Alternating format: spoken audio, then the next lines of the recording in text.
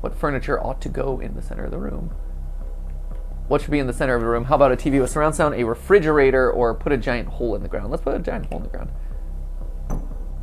Well, that was just a table. that is decidedly not what I was asking for. I think we should lighten up the room. Skylight, full ceiling, window. Let's open this baby up.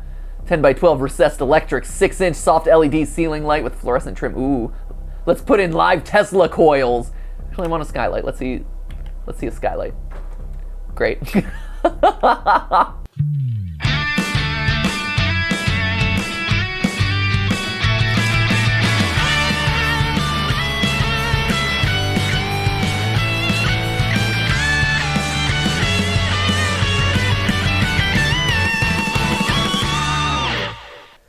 Hey guys, and welcome to GT Not Live, where we're not live. Kind of goes in the name of what I say every time. Hey, by the way, this is a really random story, but I feel like it fits with the beginner's guide. So Ollie just had his birthday recently, so he's been on my mind a lot. That's good. My child is on my mind. But this is a fun fact about Oliver.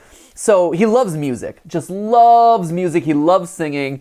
And he has like a favorite song that he's obsessed with, literally on like a 2-week cycle, it feels like at this point.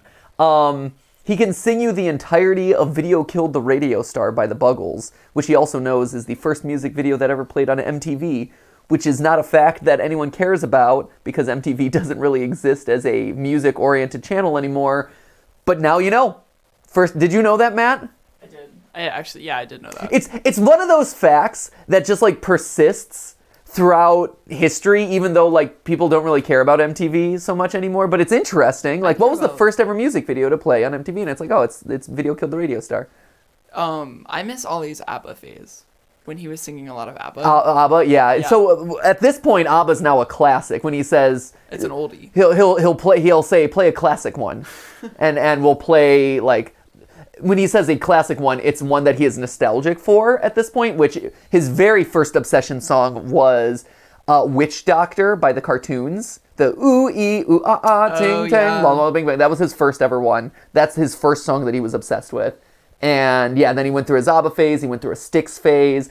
But the reason I bring all this up is during his birthday weekend, we went to Kitty Hawk, North Carolina, because he's so into planes, and it's the birthplace of aviation, and he was so excited. He's now a junior flight ranger, which he was really stoked about. They had kites on display. It was an amazing weekend, and it was an amazing time he had. But he sometimes asks for wacky ones, or play a weird song or a wacky song. And so it gets me to dig deep. Like if I asked you, Matt, to play a wacky song, what would you go with? It would be the Ting Tang Walla Walla Bing Bang song. Oh, that's a normal song. So then my gauge for wacky is way off. Because I'd be curious, because I feel like you have some weird deep cuts of music. Probably. So you'll have to dig around for me. So for me, when it comes to wacky songs, I think of like Scat Man by DJ John. I'm the Scat Man, beep-ba-ba-ba-da-bo. Like, that's a weird one. Yeah.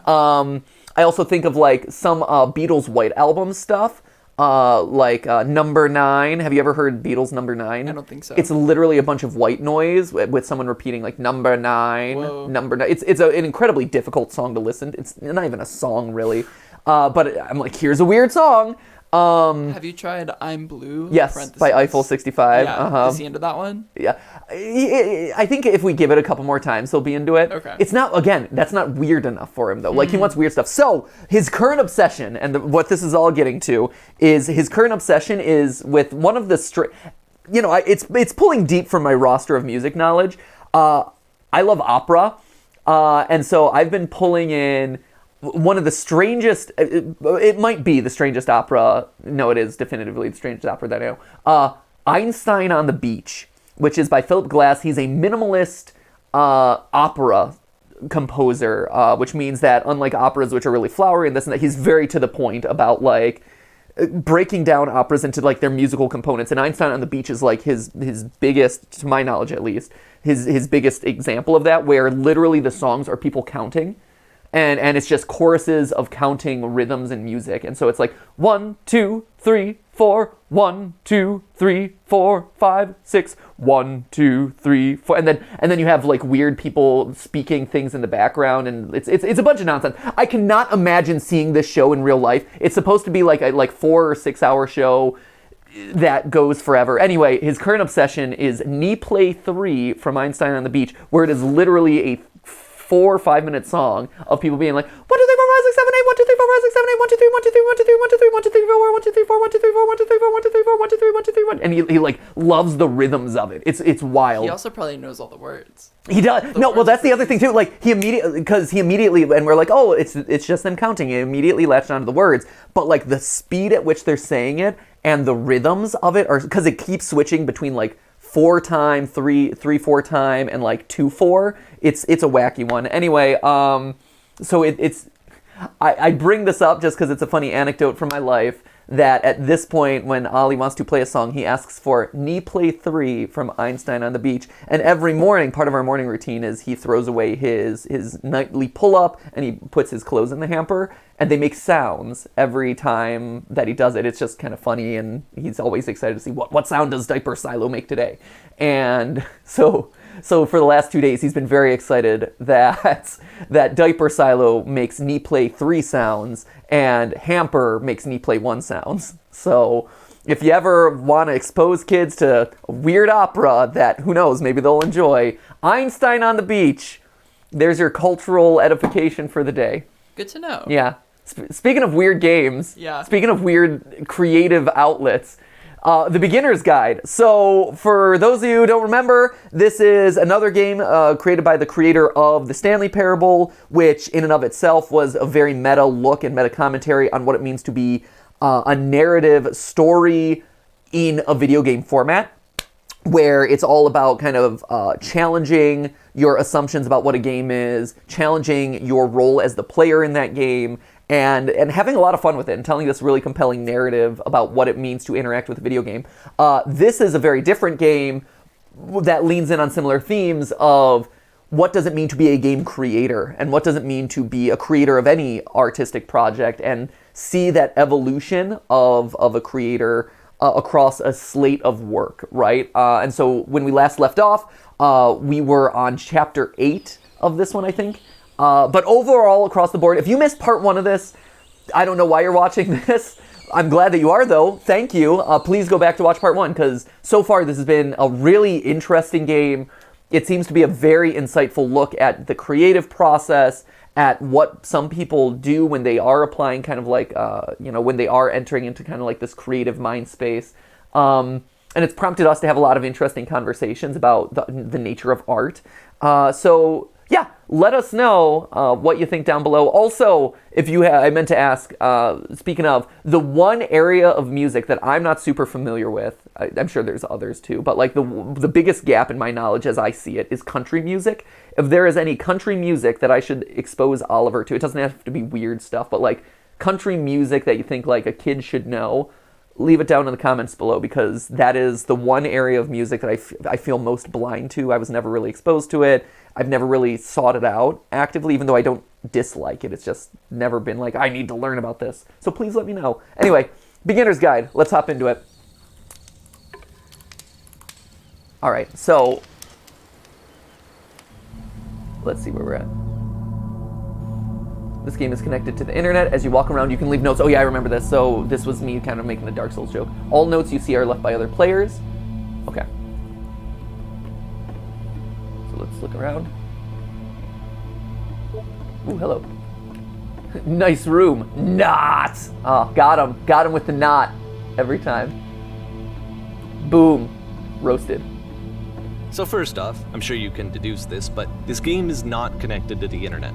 All of the notes that you're gonna see have been written by Coda. So Coda's the creator of This was actually the first game of his that I ever played. This was shortly after I met him at a weekend game jam in Sacramento, where I grew up. I saw him working on this very level, and it was just so different from anything that anyone else was doing. So right away I was like, I have to be friends with this person. In retrospect, I think I was probably a bit too pushy, trying to get his attention. There's so many notes. I was over enthusiastic. But he was very gracious about it and very patient with me. And I cooled off eventually. Being very enthusiastic, that is hashtag relatable. I am so awkward when I first meet people. And I'm always super nervous to meet people. I just reached out. Feel free to skip over any of these notes if they're not doing anything for you. Nothing extra is going to happen if you read all of them. Either way, to me they convey a sense of loneliness. Hey. I see this person who's filled with thoughts and feelings and beliefs and has no way to express them except as scattered and unheard voices in a game that wasn't meant to be played. I'm king of the world. That's funny. I'm king of the world. But it's ironic, isn't it? That in playing this game and seeing how alone Coda often felt, that we get to know him better and actually kind of connect with him. And I have to be honest with you, this idea is really seductive to me. That I could just play someone's game and see the voices in their head and get to know them better and have to do less of the messy in-person socializing. I could just get to know you through your work. I think this is why I always liked Coda's games so much, is because it felt like they let me have that connection. I felt as though he was inviting me personally into his world. And then I feel less lonely too. Huh. Running out of space. I like this one. In a world full of notes, one man will read them all. This summer, you will believe blue speech bubbles can talk. He says nothing's gonna happen if I... Oh, geez, I just saw a flying penguin. Let me tell you, it was the most majestic thing I've ever seen. I don't feel like living because nothing will ever be as majestic as that. I never want to see again if nothing will ever be beautiful again. I'm crying now and plan on ripping my eyes out. I must now go and do that. Huh, that's interesting. Wait, was there more up top? How do you get those ones up top? I know he said that nothing happens if I don't touch them all. And I believe him, but at the same time, I am enjoying reading them. Just gotta say, I think it's a fun concept overall. It's really cool. That idea of it lying to you, oh wait, oh, I guess I can't go that way. That idea of it lying to you about being connected to the internet and creating this illusion that a lot of people are writing things, and that's really compelling. I like that a lot. The idea of a game lying to you about things is just really fascinating to me. And again, is the sort of like narrative structures that I'm really drawn to. What is the cavern? Because I think there is an interesting element to, I can assure you, guarantee that there is an acorn somewhere here in this place and the sailors are looking for it. Huh. I don't get the sense that he's lonely though, right? I guess like, looking for someone to talk with. Well, that one's about loneliness. But as a creator, I see these and I'm like, oh, I don't think this is... I think it's just like another game mechanic or something that's kind of mimicking, I need to go to the bathroom, just mimicking the idea of games like Dark Souls having these interacting pieces. Don't listen to that guy. I don't know, I think it's creating an interesting world or creating a bunch of texture to this world. Need to get to the other side. I make a game, it includes door, cannot open door, thanks. Open sesame. Huh. Yeah, everyone's frustrated by the lack of an open door. Someday I'll meet the person who made this. Get a good feeling. Ooh, cool. New room! Do you hear the chimes? I would like very much to be desired. It's not very crowded here. You can go in here, I think. Welcome, congratulations. I don't really know where to go with this. I'm just gonna go through a couple of these. A game where you leave notes and suddenly everyone's a poet. I failed to write anything here. Oh wow, there's a lot. Stop, turn back, proceeding further will only result in misery. Oh man, okay. Take my hand, let's jump together. That seems to be the ending point, doesn't it? Cabbage shapes our nation, that's true. Don't believe the cabbage people. It's the cabbage conspiracy. I'm compelled. Write to me. Scared of writing something, don't want to feel judged. Hey, that's understandable. I get that. They're way over there. Huh. That's interesting.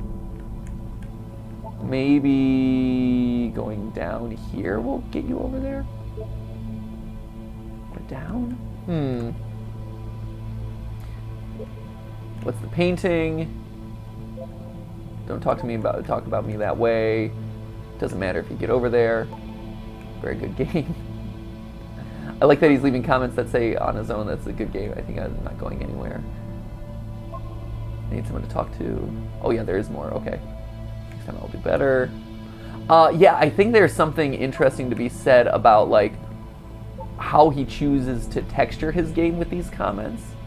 It's a really cool concept. And the fact that the game's lying to you about the fact that it's online or not, I think that's pretty fascinating. I don't know, Matt, you're leaving a comment in this game. What do you say? 420 LOL. Yeah, I figured. 69.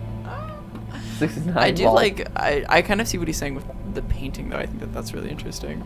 Just like the communal aspect of art. Yeah. And whether or not we are truly, like, ever appreciating something for its sake, or whether we're appreciating it in order to tell other people about it. Yeah. Do you know what I mean? No, that's incredibly true. And also, exactly to your point, like, this painting right here, this, like, pointillism kind of painting with a lot of dots, it's the same as a game populated with a bunch of individual comments, right? Like, all of this together is forming one cohesive artistic piece. Just like this painting is a bunch of individual dots all coming together in different, lengths of comment, sizes, emotions, things like that, in order to create one cohesive piece of art, which is the game itself. Which one do you think you are? In terms of what dot am Yeah. I? I'm probably the king of the world guy who's making the like the cheesy overdone pop culture reference. Okay. That's me. Like having fun in the game. Also like, this is me! I'm king of the world! Mixing in some other media that is horrendously outdated and has no place. Or I'm the person who's like leaving helpful tips. You're not there to troll. At the end of this level, we're going to see the puzzle again.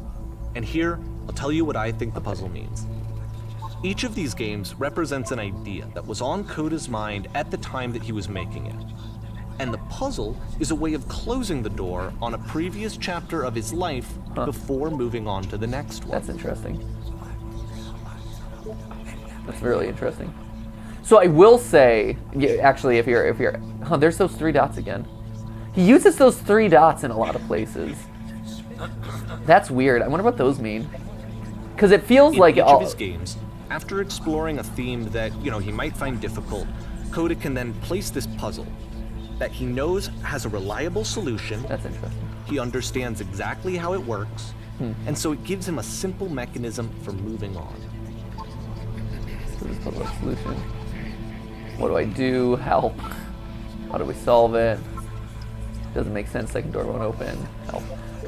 Actually, you're asking who would I be? I would be the person who doesn't leave a comment. I don't comment on things. Because there's this dark area between the doors, a space between spaces, before you move on, you get to pause.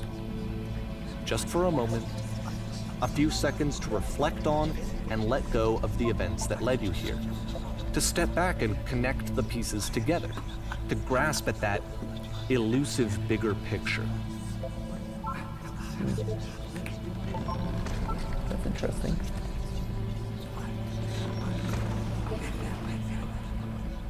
Yeah, I'm not...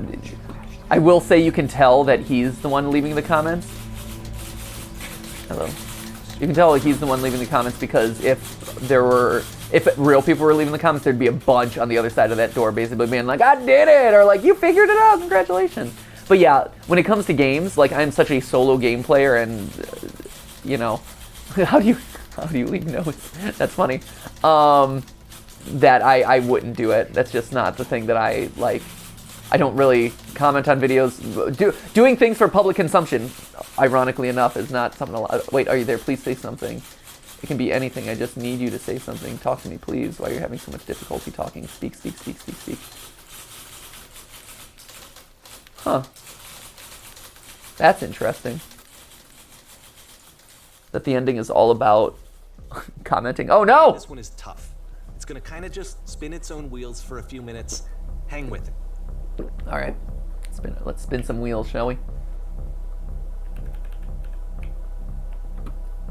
This one is Hopefully, brand safe. Okay, so we got a well. Presumably have to get to the well. We're gonna spin our wheels for a minute here. And by spin our wheels, I mean go down this cool. He loves these little like spirals in all his designs. 420 lol. 69. Yeah, I don't know. When it comes to, I see video games, like I'm decidedly like not a modern era gamer. The whole game, and there's nothing that's particularly interesting about it. You just walk to the end of a hallway. Except, for some reason, Coda gets really fixated on this prison that has all of this modern furniture. Huh. And I don't know why, but he decides he needs to revisit this prison. He's gonna start over, use the same assets, turn it into something else. Huh. Okay, cool. Here's version 2. I mean, what? It's indicative of... Oh, that's funny. The prison that our modern... What furniture ought to go in the center of the room? What should be in the center of the room? How about a TV with surround sound, a refrigerator, or put a giant hole in the ground? Let's put a giant hole in the ground. Well, that was just a table. that is decidedly not what I was asking for. What about along the wall? Let's put a huge picture of a horse, some washing machines, or 10 stoves lined up along the wall. Let's do 10 stoves. All right, great. I see that my input is really valuable here. I think we should lighten up the room. Skylight, full ceiling, window. Let's open this baby up. 10 by 12 recessed electric, 6-inch soft LED ceiling light with fluorescent trim. Ooh, let's put in live Tesla coils. Actually, I want a skylight. Let's see a skylight. Great. I get this one. This one makes sense to me. I need a table. I have a table. It's right there. It's a coffee table. Who are you? What exactly are you doing this from? Where are you doing it from? I'm pretty sure none of the choices make any difference. Tables were invented in 1935. Let's do that. Perfect. Ooh, hello. Whoa, whoa, hey. Whoa. There's a bit more to this one, but still, it's not really communicating anything. Yeah, it is. It's kind of just weird for weirdness' sake. Disagree. I actually fundamentally disagree. This one to me, and the last one too, the title... So, okay, he throws it out and starts over. This time he comes at the prison idea from a different direction. Yeah, strongly disagree. I think that this one and the one before it, the title I don't really understand, but as far as like the message, right? We are trapped in a prison of our own creation, and that modern society and modern aesthetics are keeping us trapped inside, right? Where we're not able to go outside and have like free will or free expression, but that we are trapped in these literal boxes, these elegant looking boxes by modern society, right? Like that's to me what it is. And even if you want the skylight and the stoves and whatever, like there is no freedom. Like you are just constrained by these trappings, right? That's what I get out of those first two. Whoa. Thank you. That's crazy. Is that not what you read? No, I didn't have a single thought. So the fact that you did, bravo. You didn't have a single thought. That's what I pay you for, Matt. Not having a single thought. Great, thanks. Thanks for analyzing this game with me. Walk forward. This guide will enable you to escape any prison environment. Follow the instructions carefully. Take care that you remember each step. First, click on this. Wait, there's those dots again. Those dots, man. I'm waiting for the reveal of what the dots are. Click on the table. Good. Go over to the photo frame and click to turn it slightly. What are these things? I'm telling ya, they're gonna be important at some point. They're everywhere. Now turn the floor lamp in this room off, then turn it back on. Floor lamp, there we go.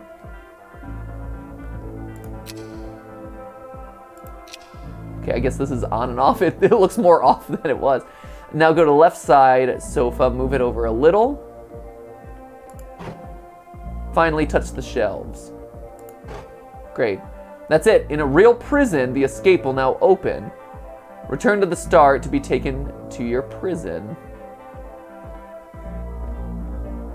Like, huh, okay. All right. I'm curious. Okay, let's go to prison.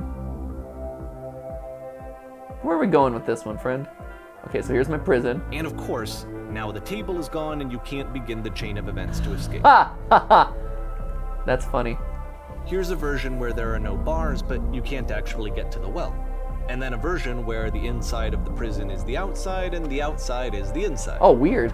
Let me just blink you real quick through a few more of these. I mean, he really unloaded on this prison idea. There's nearly a dozen of them. Huh. Personally, I think it's awful to watch this, to see a person basically unraveling through their work. Really? And for what? Like, at what point do you just go, maybe there are game ideas other than this prison that I could be working on? I don't know. But Coda doesn't have that voice telling you to stop, that particular mechanism of defense against yourself. Without it, you just spiral. I don't know. And so he keeps going and going and going and going and going, and then he hits on something. Well, that's what it is. And he likes it. And that's it. He's done. He stops making prisons. This is the very last version of the prison game that he created. And the reason I think it works is that the prison is not actually in it. But I think, I mean, I don't see it's spiraling. Or maybe it's spiraling, but not in a bad way. That's called the creative process, right? You have an idea, or you have like a nugget of a story that you want to tell, and you iterate and you iterate and you try different things and you throw it against the wall and you find the way that you kind of want it to be presented, or you find the best way to kind of send that idea out into the world. I would disagree with the narrator here and say like that there's nothing wrong with that at all. That's just part of the creative process. You iterate and you change and you grow and you keep what you like and you lose what you didn't. And you just refine. It's all about a constant refinement. Hello? Hello, hello? Hello, who is this? Hey, it's me. I'm you from after you escaped the prison. I'm you. You're me? So you were trapped in this prison too? Yep, I was trapped in the furniture maze. Yep, I was trapped. Conversation. And so this is what Coda wants, is to be able to talk to someone, to share what's on his mind, and to get some good advice from someone who knows. Huh, that's interesting. But the irony is that even in this scenario, you're still talking to yourself. That's where I am right now. All of these games so far are Coda talking to himself. Well, I'm so glad to know that I get out eventually. What's it like to escape? Actually, I'm already forgetting what the prison was like. It's strange, but in a way, I kind of miss being in the prison. It feels like being completely still and wildly in motion at the same time. That's fair. Do you feel any different? Sometimes I'm scared I'll get out and then things will be exactly the same as before. No, I'm really the same person now as I was back then. It actually does change. I don't feel like the same person at all. No, I don't feel like the same person at all.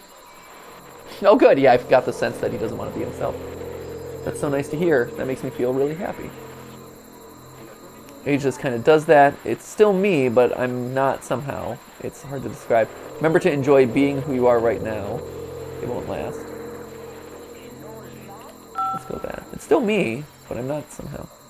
Wait, if you're me, then did you get a call from another version of you when you were trapped? Huh. Yes, I did get a call. That's how I escaped. No, I think I'm the first person to call back. I'm the first person to call back. Then can you tell me how to get out? Maybe I can come find you. What do I have to do? All you have to do is be sincere. You need to tell me how you feel right now. To get out, just talk with me for a bit. Here, if his prison is not being able to communicate with other people, what? That will free me? How does it work? You can't know until you're out, but I promise it works. It'll make sense. Okay, I can talk. Let's just talk for a bit. Will you be here? I'll be here for as long as you need.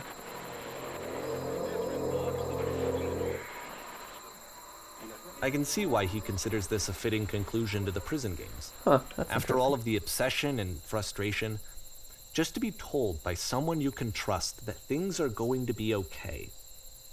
Wouldn't that be nice? Huh. Do you still think Coda exists, or is this himself? So what would it look like if Coda wanted to make a game about talking to someone other than himself? Haven't decided. All right. Dealing with connection between humans. This environment is meant to represent Coda's puzzle. with the 2 doors on either side and a dark transitional space between. Interesting, okay. Hello. See? Oh man, trapped in the modern prison. Nice house. Look at this. Someone should do an architectural digest tour. Welcome to my home, guys. Yeah, this is just the, the shelf that I got from Restoration Hardware, Cool, I had my personal designer make this whole place right to my specifications. I don't have a reflection because I'm secretly a vampire. I sold my soul in order to get this. Whoa, hey. Well, my goodness. I'm glad as heck that you showed up. Thought I might be having to clean this entire house myself. And right miserable that would have been. Everyone knows lonesome hands make You'll lousy notice homes. that the quality of the art is a step up from previous games, including this new and improved chat system, which he started using from this point on. Huh. From here on out, he begins putting much more effort into the visual polish of his work. Makes sense. And this particular game took 2 months to create as a result. Interesting. Don't worry about me, a place this nice. I'll be glad to stay here all night. And lousy homes make home loners. Are we cleaning this whole bit here? Don't worry about me. A place this nice, I'll be glad to stay here all night. Well, now, you just might be getting a little ahead of yourself there, no? Come on, we start cleaning, and then you decide whether you can do it all night. I'll finish up here. In the meantime, could you please clear the table? Yes. There you go. Much nicer. That's the table I want to see. Now, would you please run into the bedroom and make the bed? Sure. Oh, man, cleaning simulator. I'm all aboard this. This is satisfying. Make the bed. Boom! Especially when it's just a click to do this stuff. That's great. Straighten out that rug. Yes! Oh, this is so satisfying. Let's see. How would you end up doing this job? It's been a long time since I've seen a house this messy. Let's see. How'd you end up doing this job? A friend dragged me along at a time when I was particularly desperate for cash. Turns out, I've never felt so good doing something for money in my whole life. Never did like cleaning my own home. I might have got some demons I ain't ready to face yet. Oh, speaking of demons, someone's putting this couch all a mess. Would you straighten out the pillows? Okay. Huh. Weird. Great. Ooh, can we clean up this spill right here? Oh dear, looks like someone spilled their drink. Maybe mop up. Oh, yeah, clean that up. Oh, so satisfying. I feel compelled to share an incredibly cheesy personal insight. You okay with it? Yes, make it especially cheesy. The cheesier, the better. Okay, here we go. No? No, it was stupid. Sorry, never mind. Hey, these dishes need to be washed. Why don't you come and do that? Oh, I gotta earn his trust. Also, oh, hey. Like, ooh, secret door. I wonder if I leave him early, if that'll, like, hurt his feelings. Last I checked, the tub needs cleaning. How about you scrub it? Yes. Nice. Oh, this is getting so clean and so satisfying. Books all scattered in the bedroom. Put them back on the shelf. Okay. See, it's like Markiplier playing the Power Wash game the other day. It's satisfying. Sometimes you just need a satisfying game. After the intense set of prison games, this house cleaning level almost feels like cleansing. Wait a minute. It's the moment after a particularly difficult or traumatic experience where you just need to let it sit and digest inside of you, and eventually cohere into something meaningful. Our house is this easy to clean, darling. Let me tell you something. In your lifetime, you're going to clean a lot of houses. It's true. And among all of those, a few of them will stick out as truly wonderful, beautiful experiences. And none of them will be the ones that were easy. It's true. Just something to think about while you smooth out the rug in the bedroom. Of all of his work, actually, this was the only one that he called me up to ask me to come over and look at it. Huh. This was during a period of a few months where he was like grossly happy all the time. Just walked around with a constant smile on his face. Earlier when I said I had a really cheesy thought, I was going to say that it occurs to me that one's house is a lot like one's soul. You take care of it, and it takes care of you. Don't know why I felt so weird saying that. But there's a bit of truth in it, no?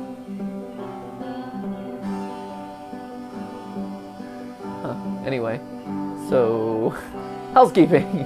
Oh, we're bonding. Let's keep doing this. Books. Clean up those books. Yeah. What are you doing? You're just standing there. Oh, wait. Do I have a secret cleaning hack here? Boom.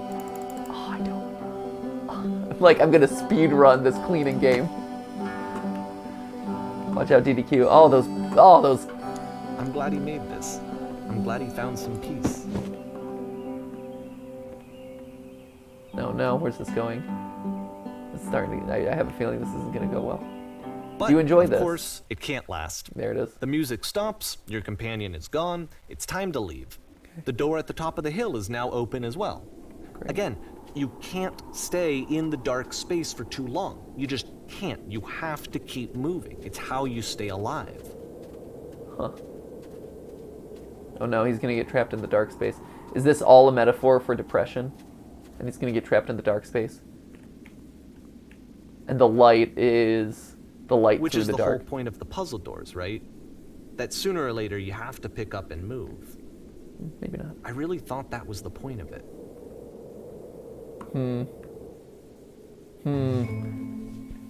Items you love This one gets at a members bit only goofy. prices. Why did you come here today? Was it to improve your life? Was it to get a better job? Was it to make your relationship more meaningful? No. You came here to become perfect. Already done. This workshop is going to teach you how to be perfect. I want your friends, the people in your life, to look at you and think, wow, this person is a better human being than I am. Well, that's probably not the perfect example there. Right now, who do you think about that way in your own life? Who do you know who is so well developed as a person that they make you feel disgusted with yourself, compared to whom you feel useless, selfish, ungrateful? I intend to make you into that person. Perfection is within your grasp. I strive to be Matt, Mirror Matt. And the question is not how we do it, but how do we do it effortlessly? This is easy. It was so easy. It is so easy. About halfway through the game, the perspective shifts. Being perfect is effortless. Oh, hey! Talk and listen. Being perfect. Okay. And you play as the teacher. And suddenly, you discover that your teacher is just as bigoted and afraid as you are. Oh, and also you can move around the classroom now. Oh, great. Weird. On the way to work, I told an elderly person to start contributing to society. Kids should not follow their dreams. This is the key. How do I achieve it with no effort? Okay. There's the light again. Well, let me tell you right now, it isn't effortless and it's not the right answer. I still love you. It's just that you make me feel cold on the inside. Being alone must be awful.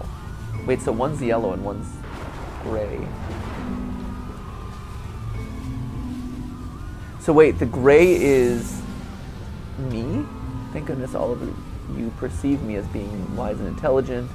Drinking is not hurting my life. If you're torturing yourself trying to find the right solution for your life, you're not doing it right. Huh.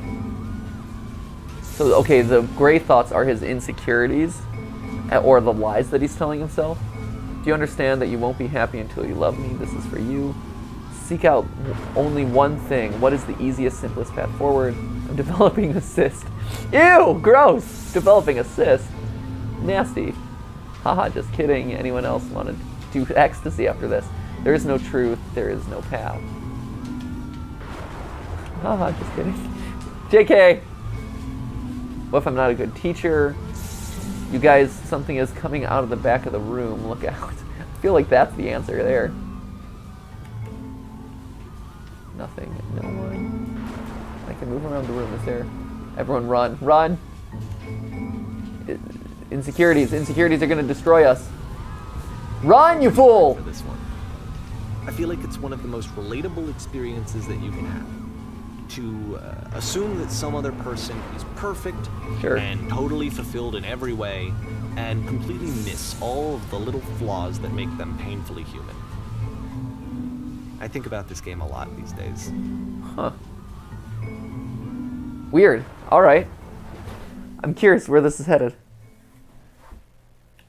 The dark space is going to be important. Than all the others for Coda to make. It was 4 months between this and the last one. That's twice as long as it took him to make any other game before this, and it's not like it's particularly complex, so I remember I found that a little strange at the time. I bet he was having a hard time motivating himself to work. Right? Predictions, Matt. Where are we headed with this one? Yeah, I guess depression. Right? I feel... Seems like a connecting thread. Right? Especially if we're talking about the dark space and him having a hard time motivating himself to work or struggling with an idea. I do like the focus on communication. Yeah, right? Like, both... Because he's like... Whoa. Oh, cool. All right, the performance is beginning. Places, please. In this scene, you will be playing as me. We are at a gathering of professionals. First, you'll start out leaning against this wall. Oh, this is cool. I like this idea. Boop. Good, stay right there. Oh, I'm playing my part. The woman across the room in this chair is a professional photographer of animals. It's your dream to photograph animals professionally. This is your one chance to learn something from her, to gain something, to succeed. Go on, say something to her. We're gonna choke, aren't we? Hello. Hello? That's it? That's not a conversation. You need to actually converse with her. Be a human being. Do it again. Yeah, this is him. If this is all about communication and struggling to connect with other people and there's a dark space, I feel like this is him showing how difficult it is for him to communicate with other people. And again, that social anxiety that comes. I'm super, super scared right now. It feels like he's being put on stage. It's a performance. He's being put under pressure with all these bright lights. Here are all my hopes and dreams. No, that's not what I said to her at all. You're completely missing the tone of the conversation. I was reserved, but I knew what I wanted. I was confident. For some reason, it was just that one moment, but I was confident. Maybe it's that you need a better feel of the setting. There were a lot of people around us. I'll give you some props to work with. These cones that bounce when you touch them will represent the people nearby. Am I allowed to now talk to her? Should I move? I'm supposed to lean on the wall, aren't I? Wee! Wee! Wee! Ooh, she's wise. She's happy. She's focused. She's successful. Oh, man. I'll bet you must have worked really hard to get where you are. I bet you've learned to lean into the pain. What are some sacrifices you've had to make? You must have worked really hard to get to where you are. That's a nice neutral. You're messing it up again. I thought that was a good one. You'll freak her out if the conversation gets that personal that quickly.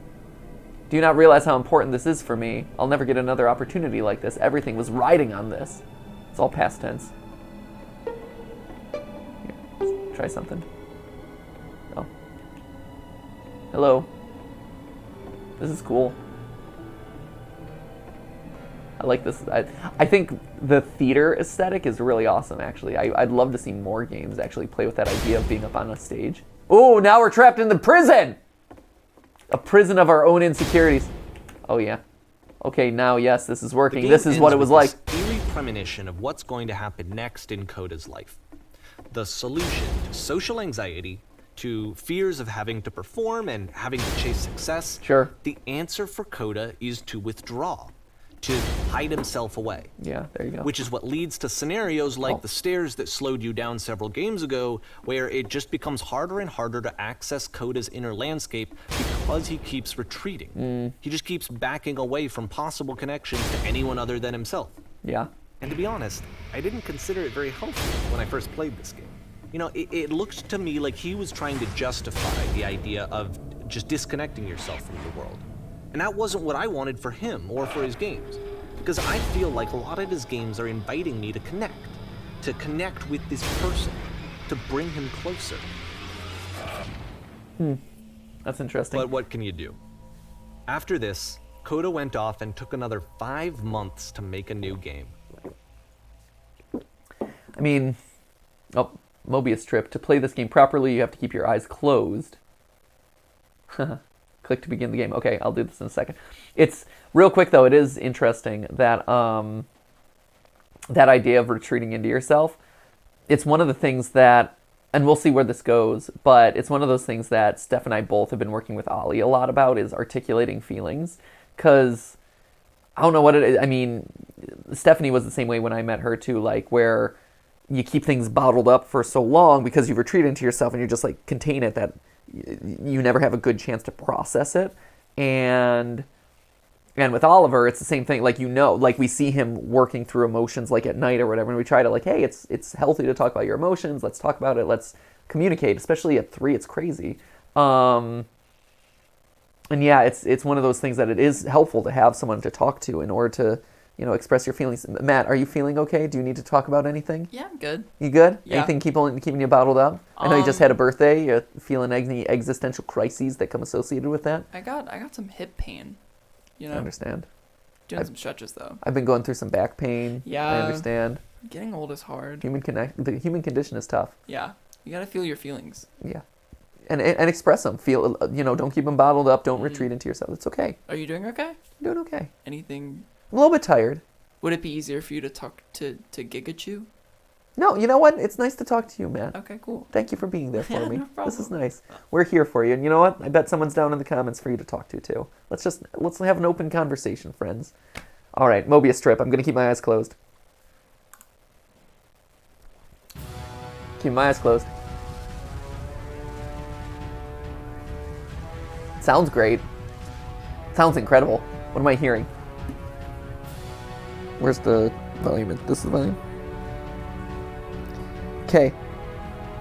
Sounds like we're in a medieval setting. Maybe like a knight's castle or something. I guess it has some sort of sci-fi-ness to it with the instrumentation. Okay. Did it reset? Restart? Matt, should I be opening my eyes for this or no? You should probably open your eyes if you haven't already. There you go. It's pretty much impossible to solve otherwise. Okay. There is a solution, by the way. Okay. Oh no, okay. There's a Wait, what? You can't see anything either. Can you do something? Can you fix this? We're gonna crash. Okay, we're crashing into this room. We're gonna be killed by a giant door. Oh man, it's the door! Blind. Okay, these guys are blind. He's blind. Help, I'm blind. I can't see anything. Blind research.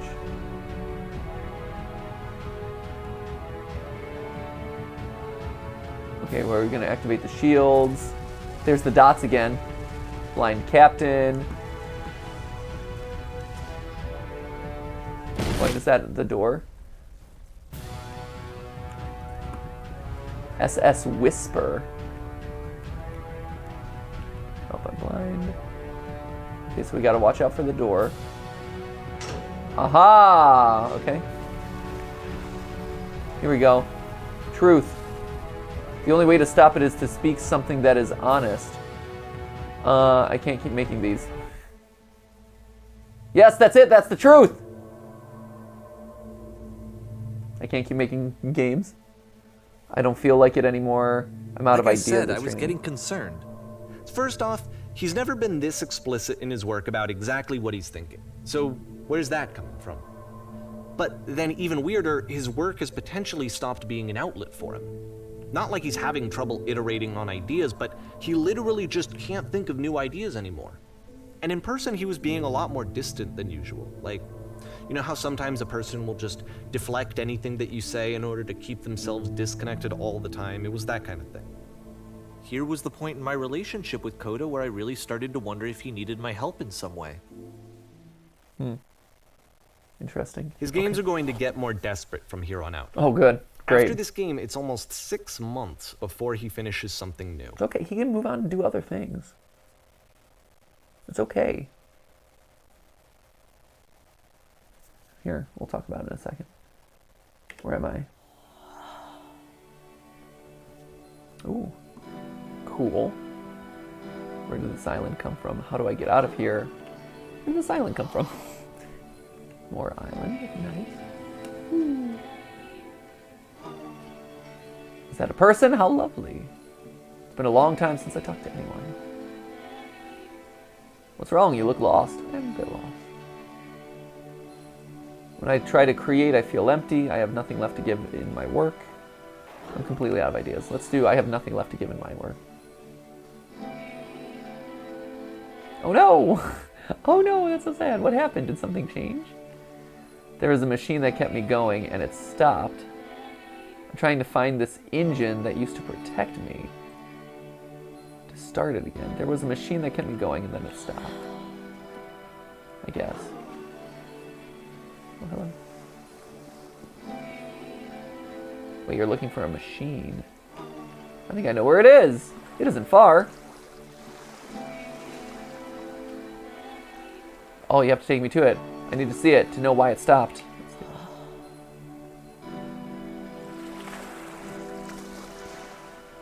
I can take you to it, but there's a problem. If the last game featured Coda talking explicitly about his creative frustrations, this one turns it up to 11. Guarded by a difficult Now, puzzle. put yourself in my shoes playing this. Here's a friend whose work is exhibiting signs of struggle, frustration, anxiety, depression, even. Yep. Okay. And yet, still, he keeps making games. He keeps throwing himself into the grinder even when he clearly doesn't have the energy for it anymore. Why? What is it for? Deal.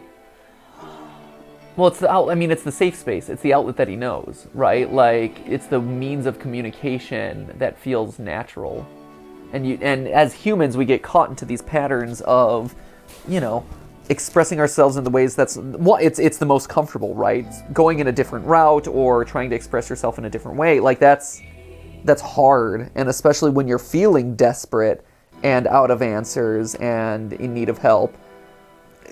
You know what you know and you don't know what you don't know. And so it's one of those things that's like, well, this is the thing that I've turned to in the past. I need it to work.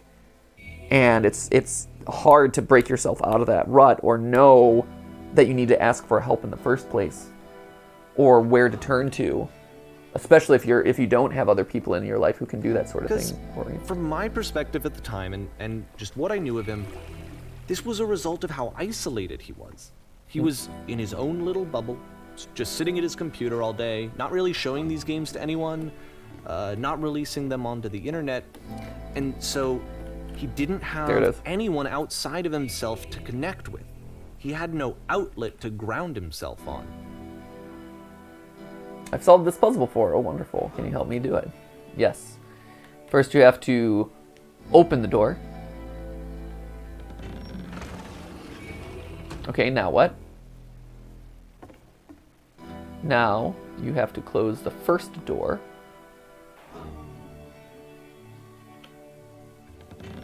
Okay. What's next? Now, press the switch here. Great. Ah, that was so simple. You can't talk yourself out of loneliness. It's true. It doesn't work that way. You can't be the one writing both the questions and the answers. Then there's no movement. Then there's no circulation. If all of your anxieties are being channeled into your work, then if the work ever fails, you have no backup and you're just going to crash. Where does these are all my answers. There's no machine here. These are just words on some walls.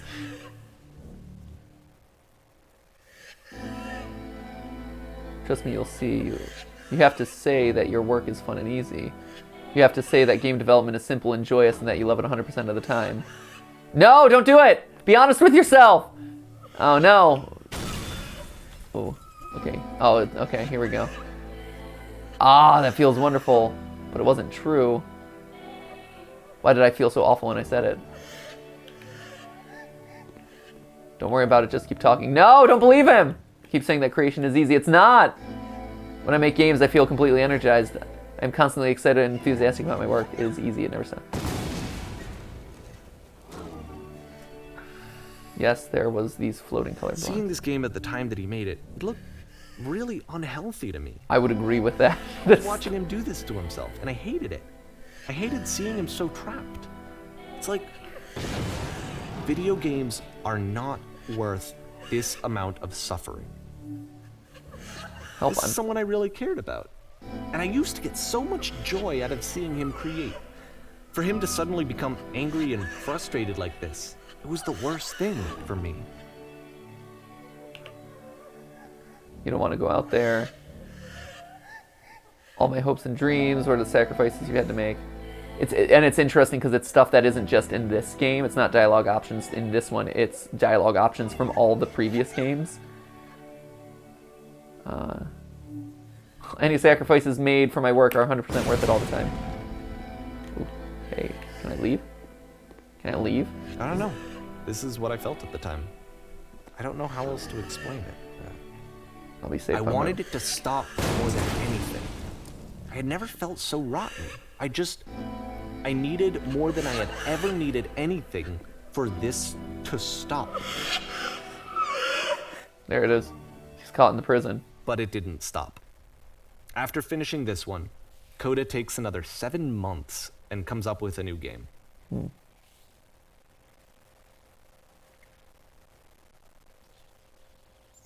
The machine. This is the machine. So we were looking for a machine. And this is it, presumably. Ma'am, glad to see you've arrived safely. We've captured the machine. It's waiting for you now. You can begin the interrogation whenever you like. I intend to be quick. Very good. Just be warned, that's someone called the press, so we might have a bit of attention on this one. Also, one more thing that you should know about this machine. It calls itself Coda. Ooh, hello. Here's all the press. When do we get to machine? Do you know where the poison went? What is the machine? What is the machine? Do you know where the poisonous games have come from? Poisonous games. What will become with the machine? How did you capture it? What can you tell us? Do you know where the poisonous games have come from? Huh. So the games themselves are toxic. This is the Coda machine. And of course, it's the machine. Your work was keeping us alive. Your work was keeping us healthy. Your work was keeping us healthy. Those people out there, can you imagine the pain you put them through? It was only because of your creations that any of us could make it through the day. How could we possibly go back to trusting you to do this job now? It's because of you that we were getting through the day. So here's what needs to happen. You are going to go to the people who are out there and apologize. You have to admit to the people that you allowed them to suffer. Let's talk about myself. I've been alone. Apologize for leaving me.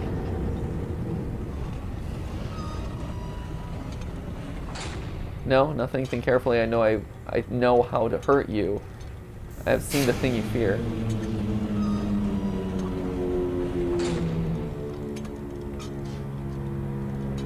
All right, I will apologize to the people on your behalf.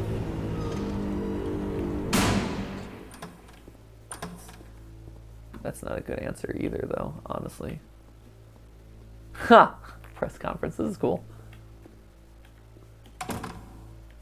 My friends. It falls on me to deliver bad news. The machine will not. The machine refuses to admit that it deliberately hurt us. The machine will not apologize to us. The machine will not apologize to us. But this is not important. We are stronger than it thinks we are. We'll find a way to live without it. We do not need its games. We're stronger than we think we are. Let's focus on ourselves, not him or it. Let us pay it retribution. Let us show it that we are not failures. Follow me, we will destroy the machine. Follow me, we will destroy everything that the machine has created. What should we destroy? We don't really want to destroy the machine's creations because those are... But we don't want to destroy them because that's destroying a part of ourselves. So let's destroy the things that the machine created. Hey, and now we're back in the theater. Whoa, hey. Oh, wild.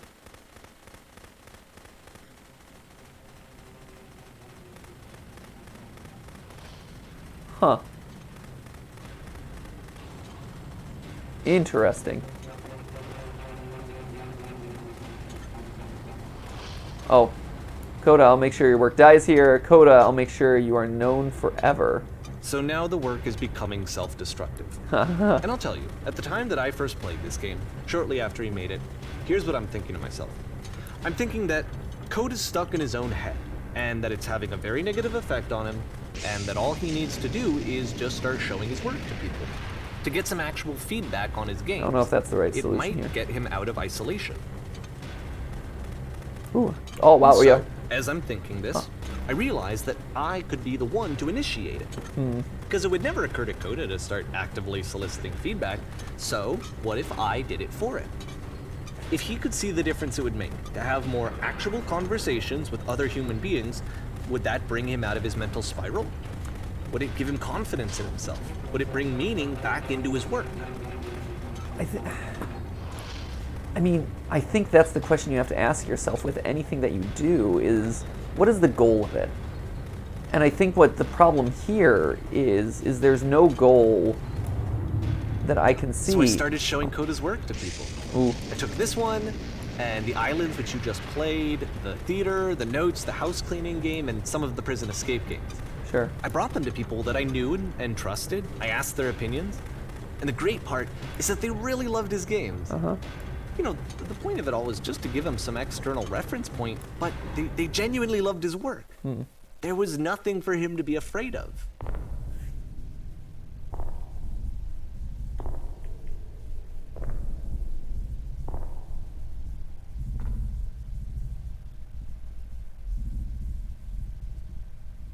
Put down your weapon.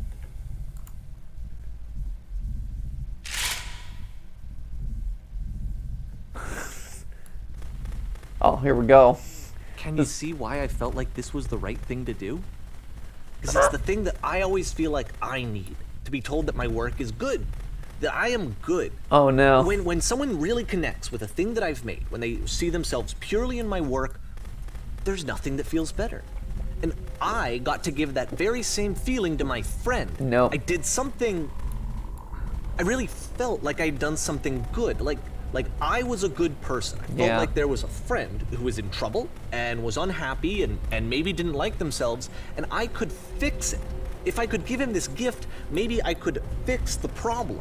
Huh. When they told me how much they enjoyed his games, it was the best feeling. It was the absolute best feeling. It made me feel It made me feel so happy. Yeah. So beautifully, beautifully happy. It made me feel so happy, but not Coda. Yeah. It is tough. So anyway, Coda finishes this game, and then really he just kind of takes off for a while. So this is June of 2011, and I didn't hear anything from him for several weeks, I guess. And so out of nowhere, one day I get an email, and it's got a private link to a new game of Coda's. This one is called The Tower, and to my knowledge, it's the last game that Coda ever made. So let's take a look.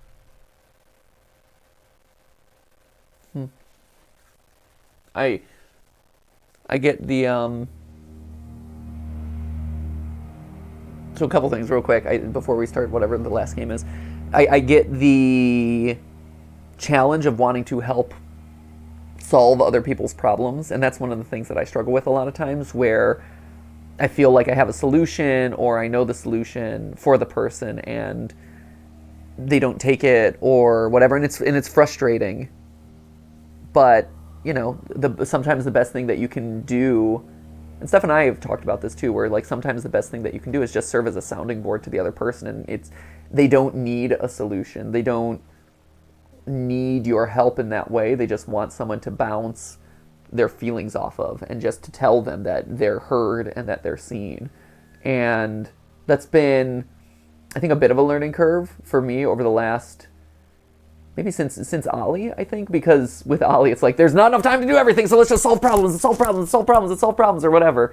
And sometimes just taking the time to process feelings and emotions and just serving as just someone to listen and to give a hug or say like, hey, it's going to be okay. I don't know how and I don't know where, but we're going to get through it or whatever, like, or you're going to get through it. And sometimes that's all people need to hear to keep going.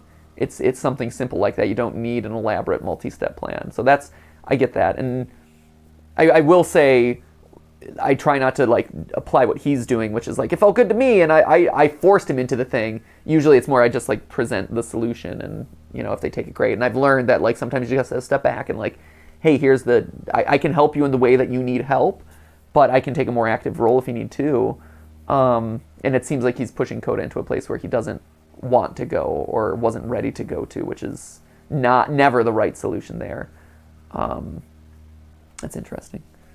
There was another thing I was going to say. Oh, and then the last idea that I had while I was watching that is something that I always ask people, and you hear this with YouTube creators a lot, and with our consulting, we talk about this a lot too, where people come into, especially like the creative industry or whatever, not really knowing what they want out of it, right? Like I've had conversations with people who are like, how do I keep motivated, or how do I keep doing this? And it's like, do you want to? Like, is this still fulfilling what you want it to be? Because I think for a lot of people, they experience maybe like some success or a video go viral or whatever, and it's like, oh, now this is the thing that I have to do. And it's like, well, you don't have to.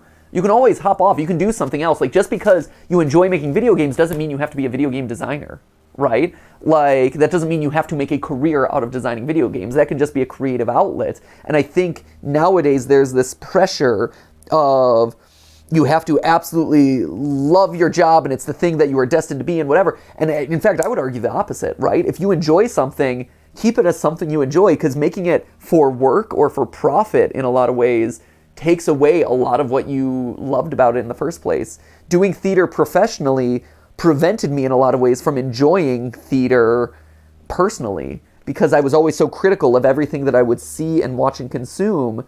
And it really affected my enjoyment of theater by doing it professionally. And it took me a long time to get out of that headspace of being able to separate the two. And I think on YouTube, it's interesting, and in video gaming and stuff, I've been able to find a better balance, but it took a long time to get there, of being able to enjoy stuff without feeling the need to constantly overanalyze or ruin it with work. And especially for like creators who do like vlogging channels and stuff, now all of a sudden your personal life and your professional life is merged in a weird way. And so sometimes it's healthier and safer to, hey, I enjoy doing this thing, let me just do it for fun. Like Coda, I'd be curious about, like, what is his goal from making these games? What is his, is it a creative outlet? Does he want to pursue it professionally?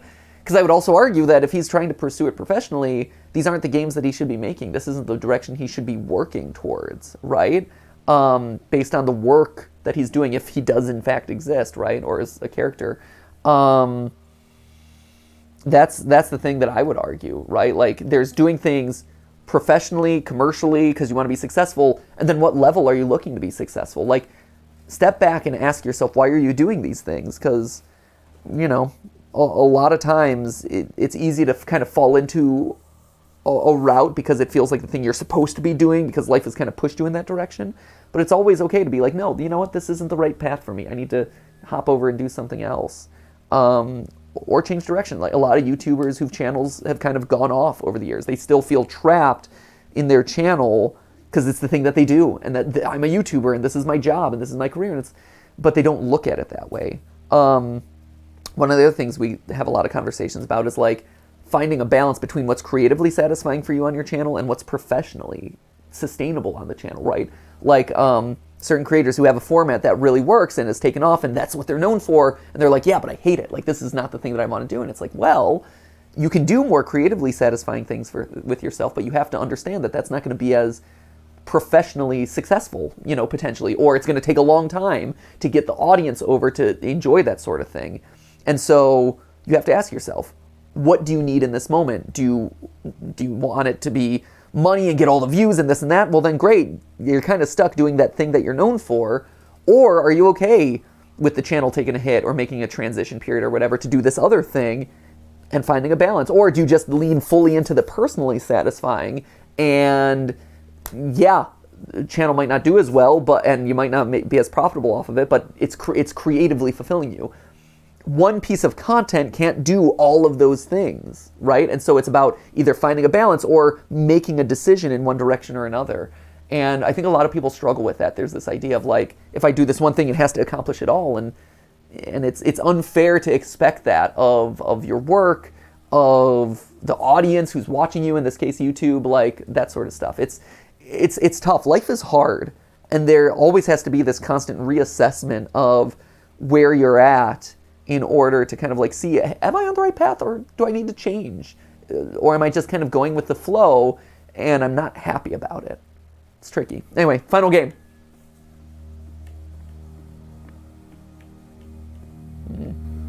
And this is where I have trouble saying anything meaningful about Coda's work. Because more than anything else, the tower just feels distant. It feels like it's trying to distance itself from the world. It's a very cold game. Maybe, we'll see. I mean, it's definitely cold and intimidating, certainly. We'll see. Curious where it's going. Whee! I can still jump. Jumping always makes games less distant and less cold.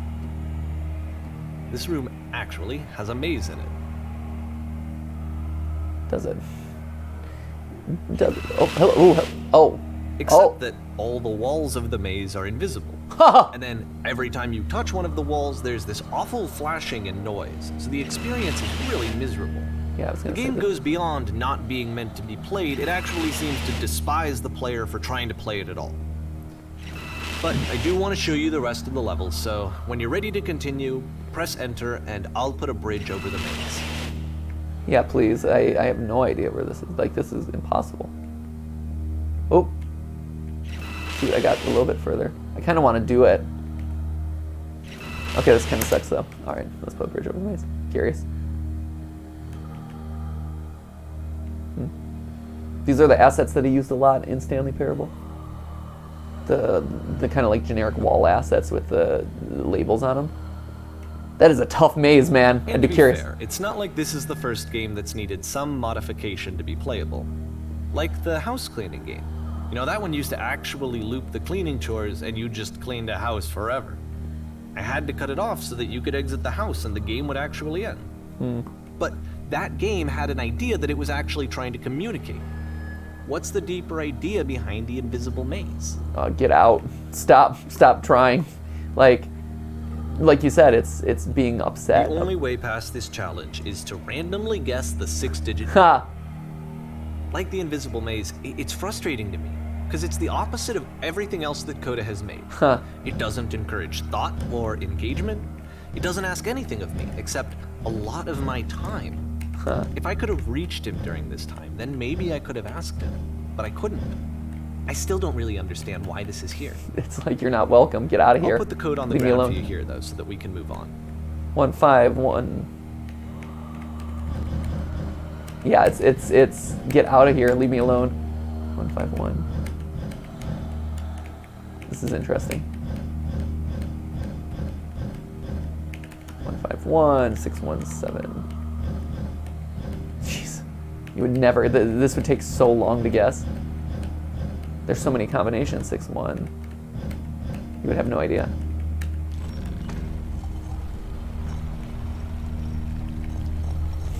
He's like, damn it, how does this guy keep getting through all these parts of my game?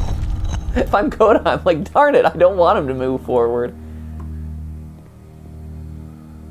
The tower of impossible chance, and this is gonna set us back. Maybe? The switch to open this door is actually on the other side of the door, meaning that it's literally impossible to solve from this side. So you're trapped. So even if you somehow brute forced your way through the first 2 You're challenges just and you stuck. got to this point, there's actually just no way to progress. And it's scary for me, the idea of Coda cutting himself off entirely, just saying, you know, that's it, that's the end of the conversation, not giving me any way to fix the problem. There it is. I feel like a failure, I guess, when I can't fix the problem. Oh man, he's come to terms with himself. But I can open this door for you, so let me do that. Thanks for fixing my problem. I don't know if I'm empowering you though. I feel like I'm enabling you with this one. There we go. Was I a failure for not understanding this game? I mean, I don't know why I would be. It's not like everything needs to have a solution, but I feel it somehow. I feel like I failed, and I don't understand why. I remember, it's June of 2011. I'm playing this for the very first time, and as I'm playing, I'm thinking to myself, I don't know this person. I have no idea who this person is. It wasn't the guy I knew, it wasn't my friend. I had come to so many conclusions from looking at all of his work up to this point, and then suddenly none of them... I had been trying to, though. That was the thing. For years I was trying to get to know him, to understand who he actually was and what he stood for. I asked him so many times to please just tell me what his games mean to him. I asked him please to tell me what the 3 dots Ah, the 3 dots! and he wouldn't. What's the 3 dots? I am really curious about the 3 dots. We're not going to get a solution to the 3 dots, are we? I just felt so strongly that if I could have connected with him, that if I could have somehow made his work my own, that I would finally be once and for all happy. It was that I needed to see myself in someone else. I needed to be someone other than me. Oh man, this is getting deep. But he stopped and left. And it felt somehow like I had failed. Huh. This is getting to some soul searching for our little narrator, isn't it? This ain't about Coda, friend. Where did I screw up? Huh.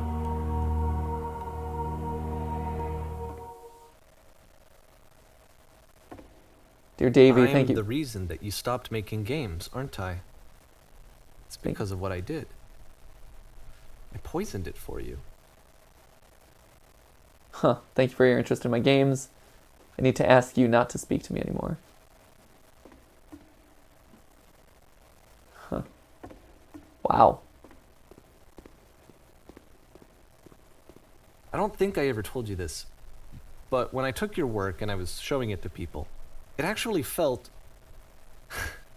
it felt as though I were responsible for something important and valuable. Oh man, living vicariously through someone else's work. Oh man, it's every parent's greatest fault, and also that's one thing that Steph and I are always very aware of. Nope, Ollie gets to do his own things. It's great. I wonder at times whether you think I'm making these games for you.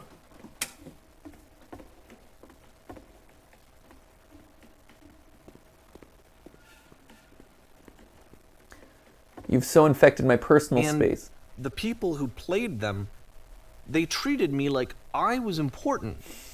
They really listened and cared about what I had to say. Even though I was showing your work, I felt good about myself. Finally. For a moment, while I had that, I liked myself. You've so infected my personal space that it's possible I did begin to plant solutions in my work somewhere, hidden between games. If there was an answer, a meeting, would that make you any happier? Would you stop taking my games and showing them to people against my wishes? Oh, against my wishes, no good. Giving them something that is not yours to give, violating the one boundary that keeps me safe. Yeah. Would you stop changing my games? Stop adding lampposts to them?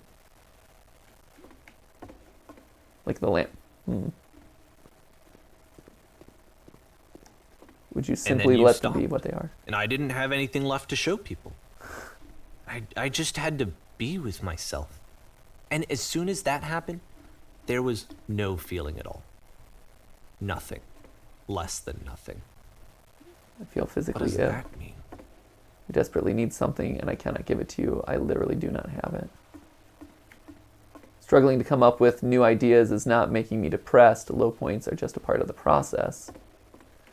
The fact that you think I am frustrated or broken says more about you than about me. I realize that this doesn't make sense to you just yet, which is fine. You're not my problem to solve. There you go. But I do hope one day that it clicks and that you make peace with this thing that you're wrestling with. I'm afraid that I did something really stupid because I don't like myself. And when you finally see what I'm talking about, don't say anything.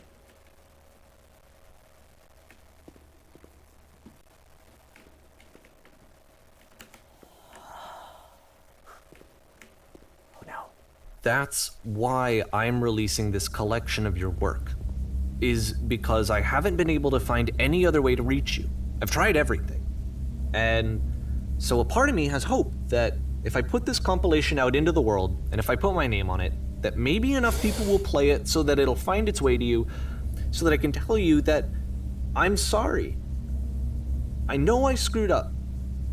If I apologize to you truly and deeply, Will you start making games again? Please. I need to feel okay with myself again. And I always felt okay as long as I had your work to see myself in. I mean, is something wrong with me? Because I know that I did an awful thing, and I'm doing it again right now. Like, I'm showing people your work, but I can't stop myself from doing it. That's how badly I need to feel something again, like I'm an addict. There has to be something wrong with me. Can I apologize? What if I tell you I was wrong? Will that work? Will that fix it? I don't know. I don't think it will, but there's nothing else that I can do. Just tell me what you want. I'm sorry. I'm sorry. Squeeze Please, together. start making games again. Please help me. Please give me some of whatever it is that makes you complete. I want whatever that wholeness is that you just summoned out of nothing and you put into your work. You were complete in some way that I never was. I want to know I want to know how to be a good person. I want to know how not to hate myself. Please. I'm fading, and all I want is to know that I'm going to be okay.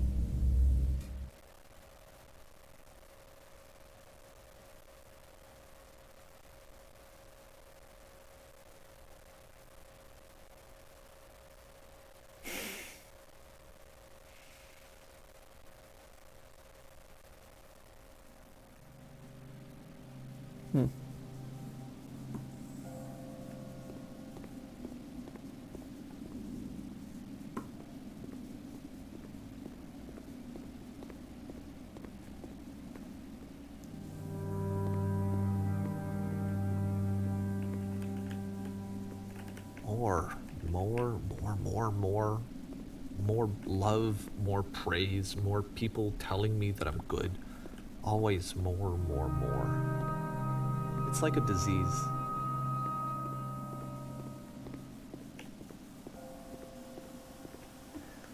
This is funny. I mean,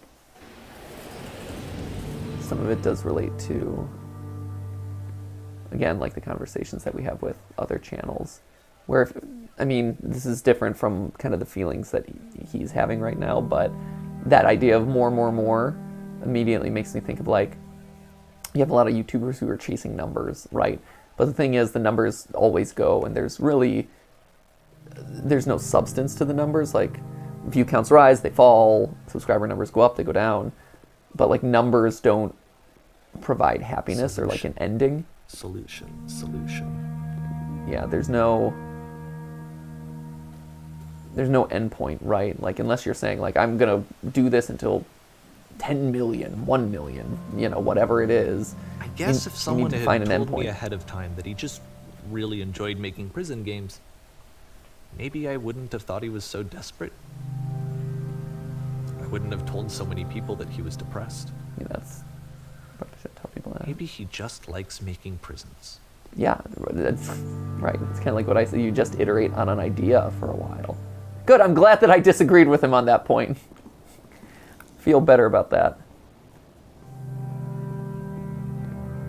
Even now, the disease is telling me to stop. Don't show people what a shitty person you are. They'll hate you. It's not a great look, but it's, I guess, you admitting it's important. You showing off someone else's work to admit that with yourself is not great.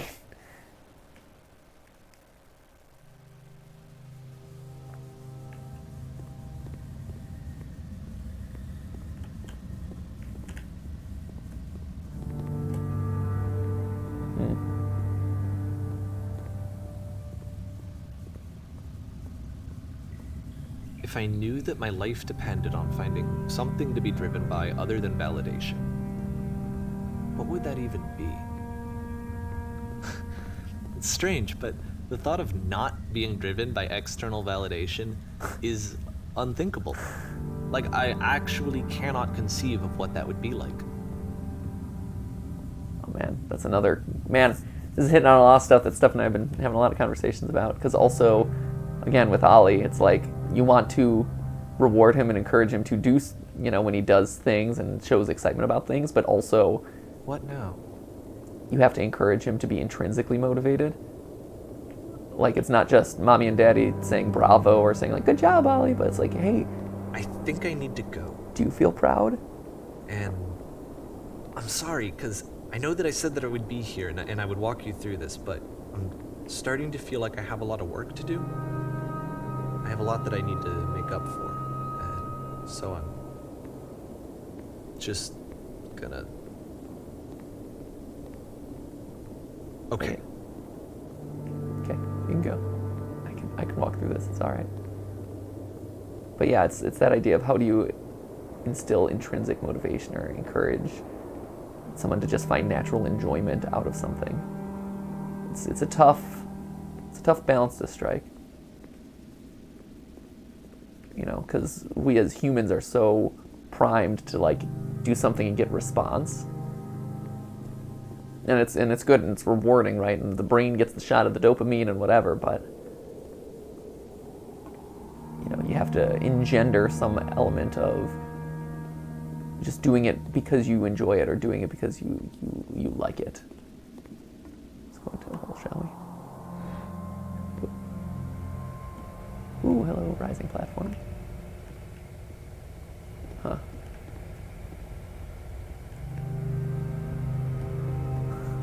What a somber game. Is this still Coda's work? Or is this something that our narrator made? It's cool. I like this maze. It's a lot of good settings. Very empty and alone. What do you think, Matt? What motivates you? I don't know. I think a lot of different things. Sure. I feel like having one thing that motivates you is probably the wrong thing to do. The wrong thing to do, yeah, to have one thing. What about you? I mean, it's a lot of stuff, right? I've always been motivated by trying to, like, make the world a little bit better place or a little bit smarter place or a little bit more educated. Like, that's always been, ever since high school, I'm like, I want to make the world slightly better than when I entered it, right? But also intellectual creativity and my own curiosity. That's a big part of it. You know, I'm motivated by learning new things and solving puzzles and the excitement that comes out of that. I'm excited about, you know, being able to provide for Steph and Ollie and stuff. We're gonna float away. Yeah, there it is. I like how this whole thing comes full circle. No! Wait, I want to see the whole world. Oh, there it is.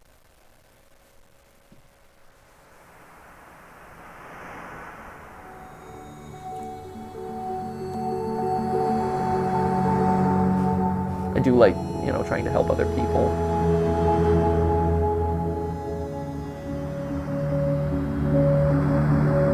Be a voice of reason as much as I can be.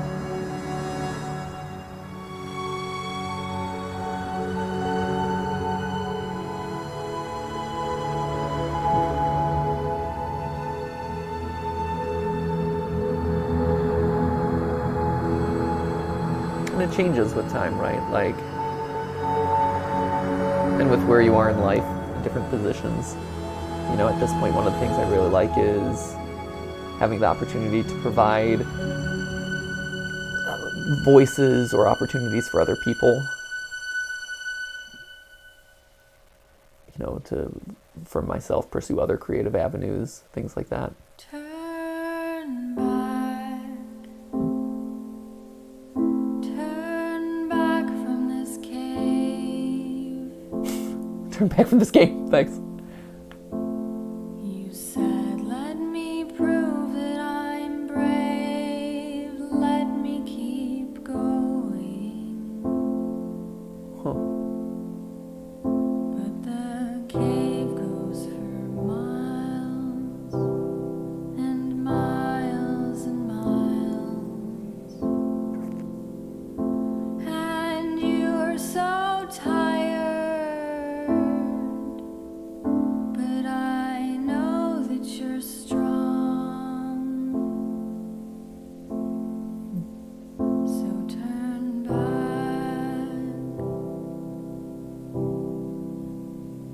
Turn back.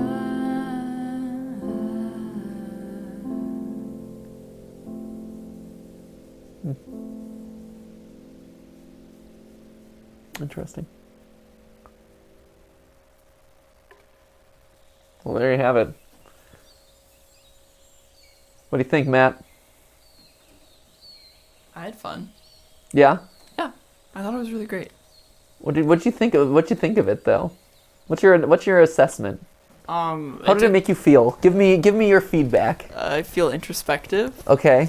I like the turn it made at the end. Yeah. I mean, for me, the thing that is the most compelling about this game is that you sort of go along with his journey. Like, right. You fall in love with Coda and the work that he's doing. Yeah. You, like, feel the fulfillment that the narrator feels in Coda's work Yeah. alongside him. Yeah.